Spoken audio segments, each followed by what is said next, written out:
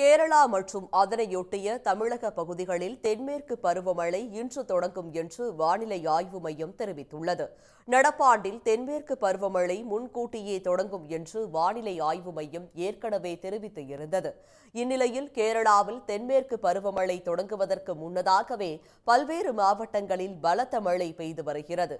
அந்த வகையில் எர்ணாகுளம், கோட்டயம், ஆலப்புழா உள்ளிட்ட மாவட்டங்களில் நேற்றும் கனமழை கொட்டியது.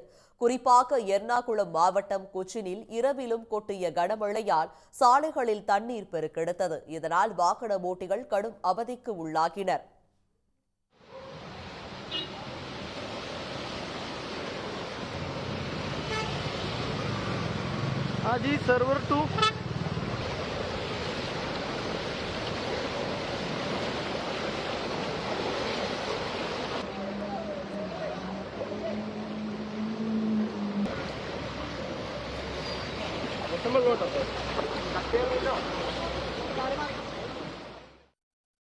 கேரளாவில் கடந்த 2 நாட்களில் கனமழை மற்றும் நிலச்சரிவால் 50க்கும் மேற்பட்ட வீடுகள் சேதமடைந்துள்ளன.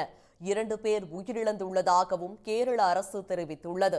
மாநிலம் முழுவதும் 33 நிவாரண முகாம்களில் 2000த்திற்கும் அதிகமானோர் தங்க வைக்கப்பட்டுள்ளனர். கேரளாவில் தென்மேற்கு பருவமழை இன்று தொடங்கும் என்று அறிவிக்கப்பட்டுள்ள நிலையில் திருவனந்தபுரம், கொல்லம், பத்தினம்திட்டா, ஆலப்புழா, கோட்டயம், எர்ணாகுளம், இடுக்கி, திரிசூர், பாலக்காடு, மலப்புரம், கோழிக்கோடு ஆகிய மாவட்டங்களுக்கு இன்று கனமழைக்கான மஞ்சள் நிற எச்சரிக்கை விடுக்கப்பட்டுள்ளது. தமிழ்நாட்டை பொறுத்தவரையில் நேற்றைய தினம் 14 இடங்களில் வெயில் சதமடைத்துள்ளது. அதிகபட்சமாக சென்னை மீனம்பாக்கத்தில் 107 டிகிரி ஃபாரன்ஹீட் வெப்பம் கொளுத்தியது.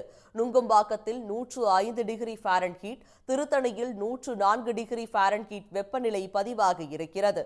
கேரளத்தில் தென்மேற்கு பருவமழை தொடங்குவதால் கிருஷ்ணகிரி, தருமபுரி, திருப்பத்தூர், சேலம், ஈரோடு, நீலகிரி, கோவை ஆகிய மாவட்டங்களில் மழை பகுதிகளில் கனமழை பெய்ய வாய்ப்புள்ளதாக வானிலை ஆய்வு மையம் தெரிவித்துள்ளது.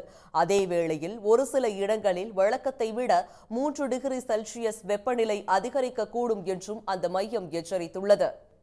உடனுக்குடன் செய்திகளை தெரிந்து கொள்ள சன் நியூஸ் பெல் ஐகானை கிளிக் பண்ணுங்க.